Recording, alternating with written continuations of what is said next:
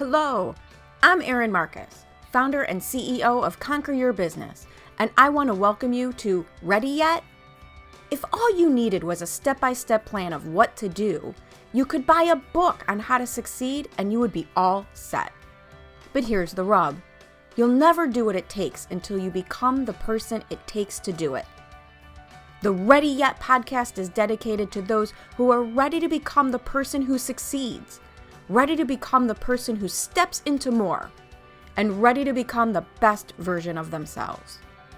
In the I'm Ready interview series, join me for inspiring conversations with people who figured out who they needed to be in order to achieve their dreams, and were brave enough to be that person. Hello, and welcome to this episode of the Ready Yet podcast, where, as you know, I've been talking to people and hearing their amazing stories of how they got where they are, because something I always say is you will never do what it takes until you become the person it takes to do it. Today, I'm very excited about our guest because I've been intrigued by what she does since I met her. Diane Logsdon works with Emergencies, like preparing for emergencies and all kinds of emergencies. So I'm really excited to have her join me. We met in a networking group in Wisconsin and kept in contact. And I was excited when you reached out, when you saw that I was doing this podcast. I'm like, God, that would be a really cool conversation, not just because of what you do, which in its own teaching points is going to be so helpful for everybody, but also I don't really know how you got there. So I'm excited to hear about it also. So why don't you give folks a more official introduction though, before we get started? Sure thing. Thanks, Erin. So I support businesswomen who are ready to be resilient for the next disaster. I may be your master of disaster. I'm Diane Logsdon with the Logsdon Group. We're based in Rockford, Illinois, but with our newfound world through COVID, we can work with anyone, anywhere. So I'm really sticking more to the continental US because I understand the hazards of our area more than other areas necessarily, but certainly interested in having conversations with folks from anywhere. Cool. Awesome. So I got to ask, how did that even start? Like, because resilience as a business coach is about, getting up every morning and trying again when it all failed the day before, right?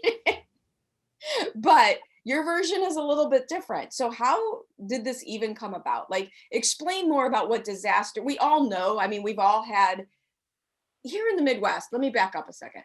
Here in the Midwest, while we do have tornadoes, I live close to Chicago, and Lake Michigan has a tendency to eat the tornadoes. The air pressure over the lake breaks up the air pockets, and we really don't get them nearly as much as our surrounding areas. But aside from an occasional blizzard, which is coming, right, and always seems to be followed by a ridiculously warm temperature, so you're only trapped for a couple days. But the truth of the matter is the rest of the country is much more used to hurricanes and earthquakes, things we kind of don't have to deal with. Volcanoes in Hawaii right now. God, right? Right. Yeah. So this year, even those of us in the Midwest, with everything that's happened with COVID, have really learned, okay, let's face it, it can happen to anyone at any time. But you were into this way before that. Yeah. And you're right. We don't, and I say it all the time and I knock on my head when I do it, because it's that, knock on wood thing. We don't have disasters here very often, even our floods, Erin, because we do flood. We got a bunch of rivers in the area. We flood here, but even those floods, we're pretty accustomed to them. We know generally where the water goes. We bought out a lot of the homes and businesses that were in the floodplains. So now it's more green area. So there's less impact. Maybe some roads are closed. We have to go around, go a different way. Don't drive through water, turn around, don't drown, and have a little delay. And it's a very short-term problem. Exactly. Usually, yeah. But so the 93 floods is actually what got me involved. Oh. So Lake Mississippi floods, the entire Mississippi from Minnesota all the way to the Gulf.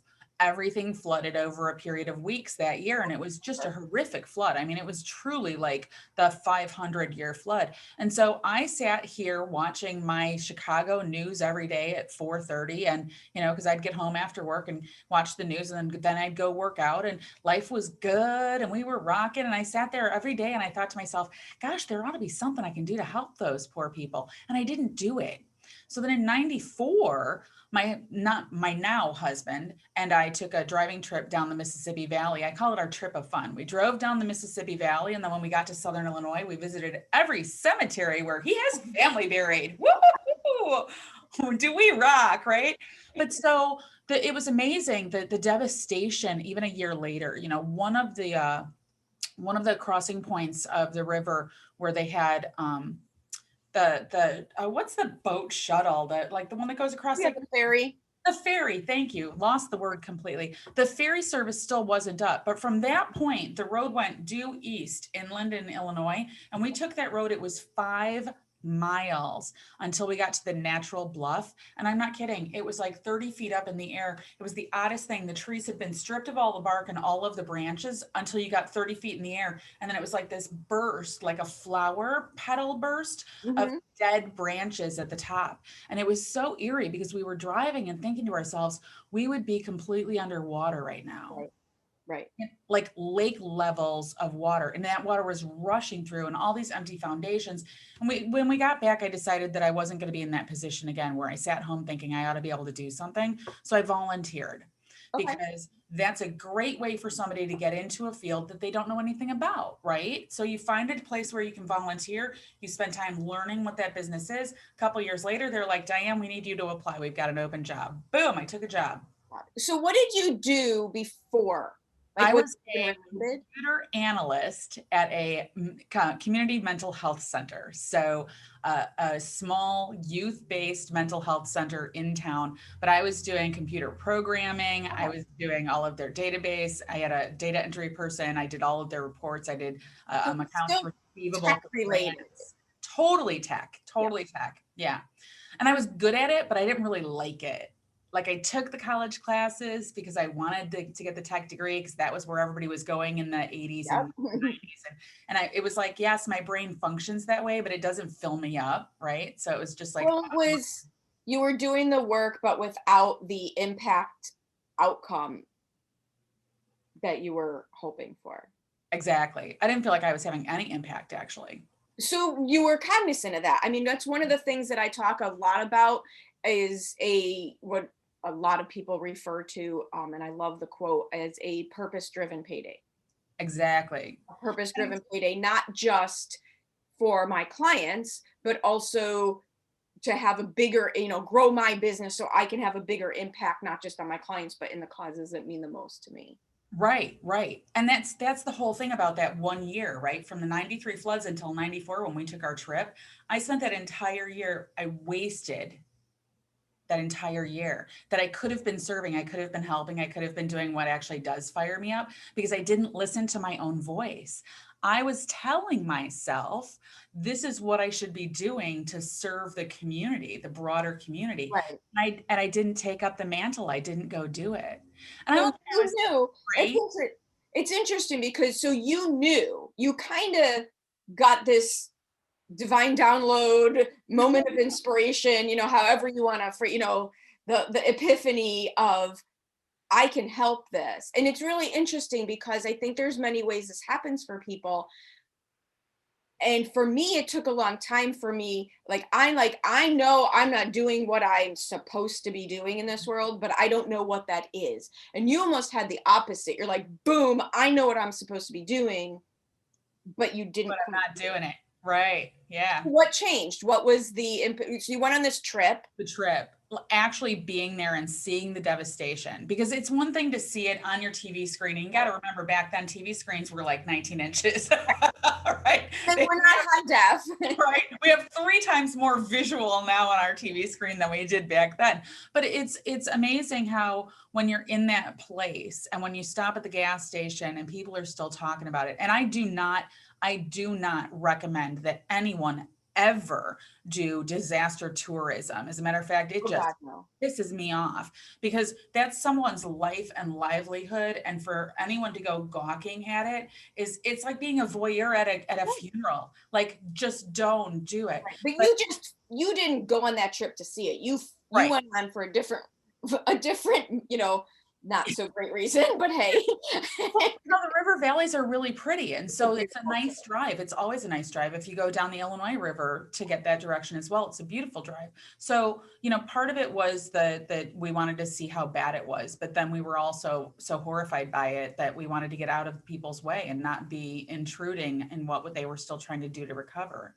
But so I'm working at this job, right? So then I'm still not quite where I need to be though, because I'm working at this job and I realized when I got riffed in 2006, because I got laid off. They were like, we don't know what to do with you anymore. The grant program that we had you working under is going away and we don't have a job for you. And I was like, what? Because I'm a stellar employee, right? I live the mission. Like I am doing and improving and making things happen in this place. And it was like, now what do I do? And my biggest fear on the drive home that day was, how do I tell my husband I'm not going to have a paycheck in 2 weeks? Yeah. Right. And I Right. think that's like, it's a horrifying place to be like, okay, we were okay financially. Like we didn't actually need my paycheck to survive. So we were still okay, but it's still like, this is going to change our lifestyle. But you're also, what I always refer, us good Midwesterners with our work ethic, Yes. when regardless of why it happens, and they can tell you every legitimate explanation of how it's not you, it's me, right? But it still feels like this huge failure, this huge terrifying, because we work since we were teenagers here. Mm-hmm. And then they told me in my RIF meeting, they said, we're not going to fight unemployment. So you can go ahead and get on. And I was like, unemployment? I don't take unemployment. But I did, because they weren't going to fight it and they riffed me. But it was like, oh my gosh, I'm on unemployment. It was a psychological blow to be on unemployment. Well, and so one of the things that happened to you also happened to me, but not through being, let go. But I was involved in these projects at my corporate job, and I had a great corporate job with people I loved working with, and I learned so much and did very well. But one of the things I was watching happen is we would work on these projects, and I was in the financial services world, so we'd be working on this project. So we were the middleman between a client, a customer, and an insurance carrier manufacturer, and we'd be working on them for like a year, 2 years, and then someone on either side of that would change their mind and want to go in a different, quote unquote, we're moving in a different direction, and pull the plug on a project.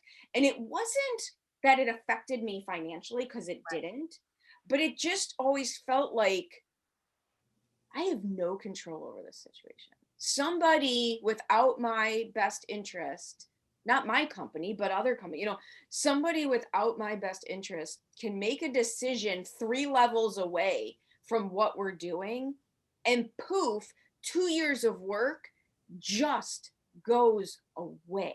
Yeah. And that felt really unsettling to me.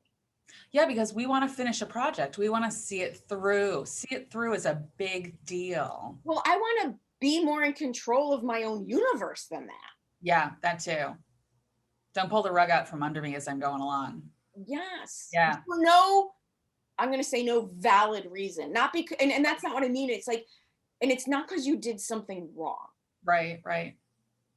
And so my whole, sense of fairness, would get all triggered, right? So what made you decide? Okay, so you end up deciding at that moment, I'm not going to go get hired again. Well, no, actually, it was amazing because I had been working, and here's part of it too, right? And I'm trying to quasi mentor a couple of young people right now, and I'm trying to get through to them. Build your network in areas that you don't expect to need to build your network. I literally, even though I was working for this nonprofit and we had a mission to meet, I was doing projects specifically for county and municipal jurisdictions. So I was actually doing work for them through this organization. And it was not on the side, it was all known. It was in my reports to my supervisors, here's how I'm working the program. but it was outside the bounds of what anybody else had ever done. And it wasn't something that my colleagues were doing. So, I mean, if they had to riff somebody, it was probably a good thing they riffed me, because I had a pretty wide network across the entire state. But I also had memberships with professional associations that were affiliated to, but not exactly what I did, right? So I had already been reaching out and like being engaged in the entire community. Because in my world, I say all the time, and I've got colleagues who are like, oh, here she goes, she's saying it again. Emergency management is in everything, and everything is emergency management. We all have emergencies. So when I was reaching out to all these people and working with them, it was to bring the mission of the organization to them and to help to make them more prepared. What I found was on my drive home, I started making phone calls to the people I had been working most closely with, because I wanted them to know we have 2 weeks to wrap up, because in 2 weeks, I'm not going to be employed here anymore. So I want to get as much done. Where do you want to focus and really make the effort as solid as, like, your projects getting yanked out from under you and just, nope, we're done, we're going a different direction. I didn't want to do that to these people. I wanted to give them some closure with it in that 2 weeks that I had. So I gave you 60 days notice, same type of thing. I worked at my job now again, it was more under my control when I left, but it was between 60 and 90 days. And we did the same thing. It's like, what is Erin working on? Who does Erin support? Who is usually relying on her? And what can we do to make those people whole? Right. I love that. Make them whole. Yeah. Although whole is kind of a misnomer. A moving target. Because, well, there's a book that I really subscribe to the concepts of. It's called Off Balance on Purpose. And it's all about, we try to find this life balance. It's kind of the same concept to make someone whole. Try to find this life balance, but everything is not balanced, right? My life is completely out of balance right now. My uncle's in the hospital. I'm the only person in this part of the country. I'm actually spending 4 or 5 days a week going to the family farm an hour away to get paperwork for my aunt who's the POA, who's in Dallas, or do something else, and clean the place, so that when he comes back, the nursing staff who come with him are like not horrified. The problem with the word balance is we all get this visual of a teeter-totter and we think Right. 50-50, and that's just not accurate. A lot of people like the word, and I agree, work-life harmony. Can I do what I need to do at the same time in its current, percentages? Yes. Because it's never 50-50. No. And it's never even two things. I mean, if you just think about our life, right? Our personal life, our social life, which could include our family members, our business life, our service life, and our faith life. That's 4 different things, and they're all in different places. So now yourself, your physical life, if you want to. Health, right? Absolutely. I hope you're enjoying this conversation about what can happen when you are ready to step into being the person you need to be for success. If you're looking for some inspiration, motivation, and some actual things you can do to help you become the person it takes, you are going to want to join an amazing group of entrepreneurs at the Ready to Conquer virtual event on May 6th through 8th. In just 3 days, we're going to dive deep into how to command your own plan so you can dictate your own outcome, how to work on your business and not stay stuck working in your business, and seriously build the business you dreamed of when you first decided to become an entrepreneur. Just go to conqueryourbusiness.com/ready to conquer and grab your ticket now. So how did you eventually come up with the concept of what you're doing now? Well, these people that I was calling to say, hey, I want to make sure that we close out as well as we can, started telling me immediately on the phone on my way home that morning at 10 a.m. because I literally locked up my office and walked out. I need to process this and I can't do that here. Right? I was like, are we through here? They said yes. And I turned around and I walked away. I'll see you tomorrow when I have myself back together. Yeah, I didn't even say that. I just walked away, locked my stuff up and went home. I don't know that they knew that I was coming back. But I did, and I closed out because that's what Midwesterners do. because But we have. so, well, that's what most people do anyway. But so on my drive home, I'm calling people and I'm talking to them and they're saying, well, you know what, Diane, I need this done. And Diane, I need that done. And Diane, we're putting out an RFP for this, and we need a planning person to do this. And they weren't talking about hiring a person. They were talking about hiring a contractor. Mm. And I went, wow, there's a need in the community. So I'm like, well, I'm on unemployment for a while. Maybe I do some side gigs. Well, the side gigs turned into a state contract for a year to do the same thing that I had been doing under the grant for that organization. They gave it to the State Professional Association to manage instead. They called me. I was a member of the association. They said, Diane, we just got the grant. You've been working on this, right? Yep. Boom. Well, so what you basically did, and I'm going to guess unintentionally at the time, though you Okay. have the knowledge to look at that and go, aha, is you did for yourself interpersonally what you now do for companies on a different, in a different topic. You were prepared Mhm. for an emergency, aka being let go, so that you were able to immediately step into your solution with virtually no downtime and just a little bit of holy buckets, I got to figure this out, a little bit of headspace there, and turn, and it's almost like, well, now having gone through it personally on a personal level would better position you to help people go through it on a technical level.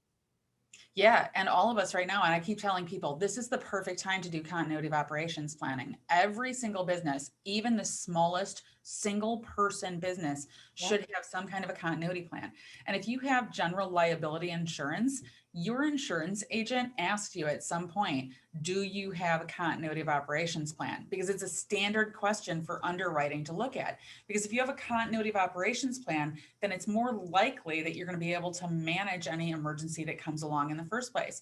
So right now we have the perfect opportunity to just look back at 2020 and say, what was I doing in January? What did I stop doing in March? How did I bring things back online in April, May, June? And that is the continuity spectrum. It's what do we do? What's essential about what we do? How do we turn that back on? What do we need to put in place to turn it back on? Do I need a physical space or do I just need the internet? Do I even Well, need and I think this was I think what you do is going to look so different moving forward, because the way somebody would have answered that question last December is not how they would answer it in 2020 December, because back last year we not only did we think, we knew we needed XYZ, and it turns out none of that was true. Yep. There are so many things that we thought we knew. And there's, all year long, people have been saying this is an unprecedented event that no one could have foreseen. Bull hockey. I've been planning for pandemics since 2000. I have Cook County Department of Public Health pandemic plans on my computer from 2004. And here's the thing, if it was unheard of, we wouldn't have so many movies about it. Mm-hmm. Right? If it was something that was so beyond the capacity for anyone to think as possible, we wouldn't have so many movies about it. Right. I love that. I love that you said that. And I wasn't even thinking of that at all. But when I was teaching at Harper, I taught in the emergency management program. They have an associate of applied science degree program at Harper College in Palatine, Illinois. But so I taught there for a few years before I started teaching with Texas A&M. And when I would teach there, I would use Hollywood disaster movies because they're excellent teaching points. So if anybody wants to know how to talk to the media during a disaster, Volcano is great. Because Annie and Tommy Lee, they have to deal with the media through the entire movie. Like, I use that in my public information class. Those movies are so dead on for how we might operate when something happens that you can get real lessons. Because people don't understand. I learned this some time ago. So I forget where I was when it was pointed out to me, but it is so, so, so true that the folks with the imagination, you have a few different groups of people and the way people's brains work. And if you look at the folks with the imagination and their concepts become sci-fi movies way before they become reality, because those concepts move through society first Right. as the crazy person with the good storyteller, Stephen King, it Star Wars is the one that always comes to mind. And so you get these folks out there who come up with these amazing ideas that no one's ever heard of, and they make these movies of things that AKA could never happen, right? So quote unquote could never happen. But what that does, it inspires the children. Yep. It inspires the next group of scientists, because now these aren't storytellers. It inspires, all you have to do is like watch Big Bang Theory, right? The stories inspire the scientists, and they grow up with this inspiration to go make things happen. And I absolutely remember as a kid, probably not a young child because I'm too old for that, but somewhere in my teens and 20s, maybe even 20s, it was, we live in Illinois where there's a toll on every highway. Right. And I still remember the quote from the commercial: imagine paying your tolls without ever slowing down. I remember the commercial, and we all thought it was the craziest idea. Right? How are they going to get my money? Right. Imagine paying a toll without ever slowing down. That's asinine. That could never happen. Little did we know, like, it was already in the works. Right. And so when you look at Hollywood, and then you follow the generation behind, and where I was going with this, because it was really interesting, was when Hollywood focuses on dystopian sci-fi, if I'm saying that correctly, as opposed to advanced sci-fi, you are followed by a break in the advancement of technology. I believe that. I thought that was the most intriguing thing, one of the most intriguing things I've ever learned. I totally believe that. So I wonder too, like, what did all of our vampire werewolf chronicles and our dead people things, how much did that slow us down? Did you know, this is an aside, but this is so hysterical, but did you know that Zoom now has a beta test for makeup and mustaches? Oh, that's fantastic. Yeah. Yeah. It's under your video settings.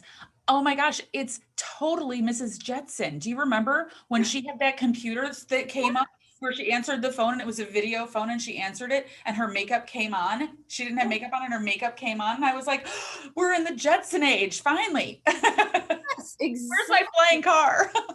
I know, right? Well, they have the self-driving car. I'm now waiting for, that's what Total Recall with the self-driving taxi, Yeah. The little guy, the robot driving taxi. But all right, to get back to this realization that things are going to happen. I'll give you some examples. So I've been doing my podcast this year, and right. Talking with private clients. And one of the things they're all aware of, I have a private client who owns two real estate brokerage firms and a mortgage firm, and they instantly had to be able to work from home. Right. And talking to business owners who employ those mid-level business owners, the folks who employ 15 people, 20 people, where there's so much more of an interpersonal connection. And then my sister-in-law is the director of HR for Winston Strum law firm, huge law firm. So now you've got security on top of people working from home. Yeah, and all of the healthcare people too. I mean, even I have a girlfriend who's an energy healer, and she's searching, she's having a struggle trying to find platforms that will work for her that are HIPAA compliant. Right. Because the ones that are out there for the medical field are quite expensive. So a single solopreneur can't exactly use Zoom. It doesn't work. So yeah. I think. What do you recommend? Let's just talk about, our audience, our entrepreneurs, solopreneurs, small business owners. They don't have huge budgets. Their money goes back into growing the business. What are some things, that you could just wrap up and give to people in a shiny bow? For the couple, like my big thing is I have my time machine backup, that's.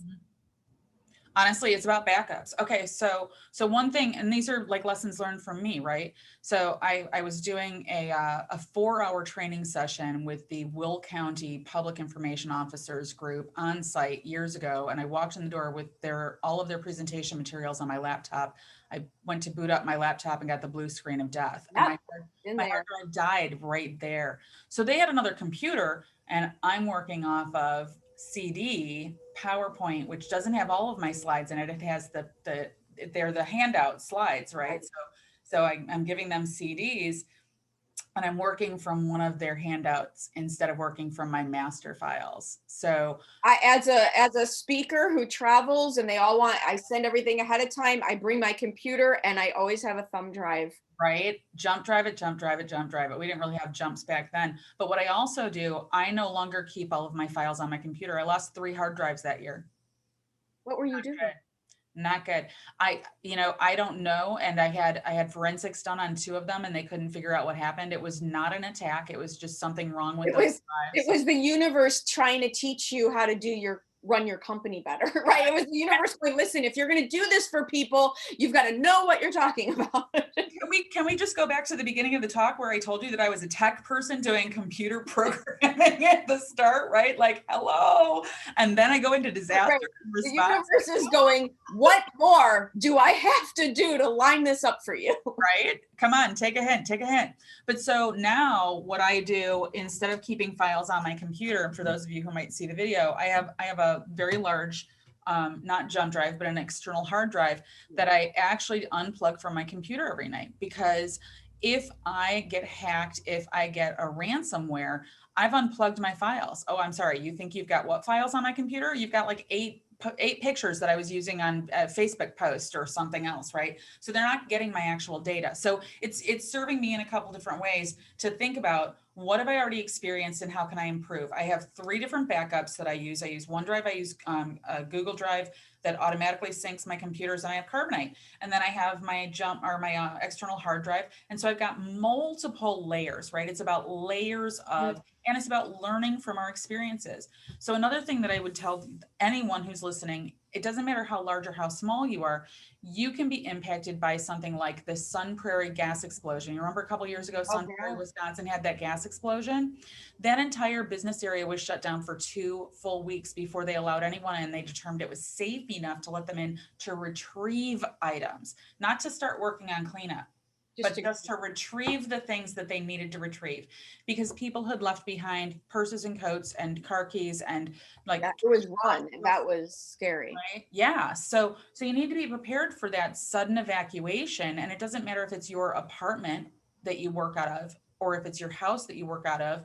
That the Marengo, Illinois, had a gas explosion in a neighborhood a couple of years ago. The house exploded and the homes around it were impacted. So it doesn't matter whether it's a natural disaster, a man-made disaster, a technological disaster, something can still happen. So having a plan in place for what am I going to do if is a really good idea. Well, and I think what you're talking about is something that so many of us know in our back of our minds. We've got, I hate to say it, but it's true. And I certainly do this myself. I have way too much confidence, even with COVID, even with everything that's happened. There's always it'll never happen to me. I have too much faith in Apple.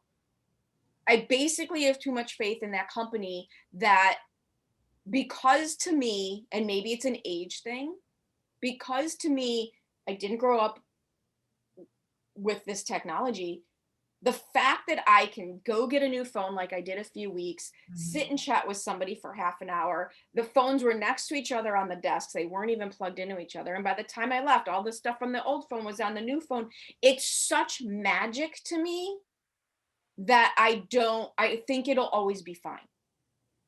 Right. But that magic is also an open door for someone to come in and steal your data. Right. So again, your insurance guy is going to say, do you have a passcode on your phone? And do you have your Wi-Fi shut off unless you're at your house? Like there's an app that I installed. I'm not using it well yet. It's called If This Then That. And the app will actually identify. So I have a light in my living room that will flash when it starts raining or snowing outside. Just so that I'm aware, because if I'm in my office, right? Because my office is my home, it was before COVID, but if I'm in my office, I'm not necessarily aware that there's something going on. I know it gets a little darker out there, but I don't know that the weather has changed and maybe I need to close the windows or maybe I need to do something else. So it's just a little alert for me that something's happening. But that thing can also tell you, or it can also manage things on your phone so that when you leave your house, just like if you have a smart home, like my house knows when I'm coming home and it turns the heat up. So when you leave your house, it can also shut your Wi-Fi off. It can shut your Bluetooth off. It can do different things based on, my apologies, I forgot to mute my office phone. Well, and so here's one of the things that you're talking about that I never really thought of. I think about turning the Wi-Fi off on my phone when I leave my house so that I am saving my data plan type of, I always think in terms of not trying to kill the data plan, but what you're talking about is even, and I still remember when my dad got his first iPad but didn't have a data package, he would drive around now, because he had time on his hands and he figured out how to do it. He would drive around, and he lives in a small town where people don't have as many. Now we all have the passwords on our house Right, Wi-Fi. And right. he would be like, oh, I wanted to do something. So I drove down the block and I saw that my iPad came on. So I just pulled over and, he didn't realize he was basically stealing Wi-Fi. He's not doing Right. this. He just knew that if he went to the dentist's parking lot, he could get his iPad updated, right? But people now do that for not great reasons. And I think Right. there's a lot of little tiny things and little tiny easy habits and little tiny cheap things that we are all not doing. Yeah, for safety and security, as well as for backing up, as well as for protecting. I mean, I don't know about you, but I have literally hundreds of client contacts in my cell phone. Mhm. And a fire chief's cell phone number is not something that the village wants to get out to the general public. So, I use biometric, I use fingerprint and a passcode on my cell phone. So if I want to, or actually when I turn it on, when it comes on and it's been off, I can't biometric into it. I have to use the passcode, and then it'll let me use the biometrics, right? But part of it was my insurance agent saying, okay, do you have this level of protection? Because my insurance company wanted me to have it, and then the insurance company triggering me to go farther into it because yeah, it's a little more inconvenient to have passcodes on everything and to not be able to just walk up and log in. When my computer comes on, I have to put a passcode in every time, every single No, time. that's so true. I'm glad you said that because I am all sorts of pissed off right now at QuickBooks when I shouldn't be, because I now have to go through I don't know what happened between like last week and this week. They changed the way I have to log in, and it's taking 5 steps instead of one for me to get into QuickBooks. But they're But, protecting you. well, and what's interesting is my response is just annoyance, but Right. right? But because I can't instantly get this little tiny number. But if you look at our lives and how convenient everything is, like I got the new phone is an 11, it has facial recognition. I thought I was going to hate it. Now I think my entire universe should be just whatever I want should absolutely happen the second I look at it, as far as I'm concerned. So we're so used to being instant gratification with Yes. whatever we want, and we forget what we are giving up for a 3-second delay. Or a couple of clicks instead of a single click. Yeah. Yeah. All Yeah. right. It's amazing to me too when on the Duo push apps that I have, right? Anything that has a Duo where it has to push a code to my phone and then I have to enter the code. It's like, oh, seriously? So I have to swipe three Right. things on my phone and then enter 4 characters on my laptop? Exactly. What is, but it's all to protect ourselves from ourselves, right? Because we're putting so much out there. And now with Zoom, honestly, I just heard on the news on yesterday or Sunday, might have been 60 Minutes on Sunday. They're talking about all of the facial recognition that's out there and how with all of us on Zoom and all of us doing recordings and all of us putting our face out, it's not going to be long before they're hacking with our own faces because our faces are so accessible on the internet. And, Absolutely. I just said, like, Zoom does makeup now. Well, how does it do makeup? Because it's looking at us as we're moving. And if you're putting the Zoom lipstick on, it's moving with you and it knows where your mouth is. And it's amazing what they're doing. But all of that is something that we need to, if we're managing client files, if we have private client information, we need to be considering what am I allowing access to? How am I allowing access moving forward based on the systems and the ease of use that we're looking at? Awesome. Well, so I love the fact that you shared so much with how you got to where you are, because it's such a testament of when you listen to your intuition and you know you could be doing more and stepping into it and looking at what you're doing now, which is freaking amazing. So thank you for sharing the personal side of your story, and also kind of opening my eyes absolutely to I need to be doing more. My background in financial services, I was very used to in my corporate world having 8 million layers of security. And we worked with people's information. And yet, as an entrepreneur, I haven't carried that over to my own business. So if people want to get in touch with you, because I think regardless of what you're doing, we've all learned so quickly here, you can lose access to your livelihood in a moment. So if they want to talk to you more and get more tips and more inside information, what is the best way to get a hold of you? Probably these days, because I'm pretty active with COVID response and with the vaccines coming out, we're doing a lot with that in my region. The best way to reach me is through email. And my email is pretty simple, but also not so simple. It seems to get auto filled sometimes. So my business email is hello@Logsdon, which is my last name, .co. I'm not a .com, and that's where it gets tricky. People, it'll auto fill to a .com, or they'll hit that .com button and it won't go anywhere at that point. So I'm a .co, or my website is logsdon.co, and my Facebook business page is Logsdon Consult. So anybody can hit me there as well. I don't do as well with my social media as I should do. So if you're looking for some immediate feedback, I mean, you can message me through that. You can post on that, and I'll be happy to get back to you there. But if you're really looking for some information, the business is the way to go. Awesome. Well, and I imagine if you Google Logsdon emergency services or any kind of phrase that has anything to do with that, you'll pretty much. I hope I pop up. Thank you so much for chatting with me today. Great getting to know you more personally, and also how crazy important this all is. So thank you so much for sharing. Thanks for having me, Erin.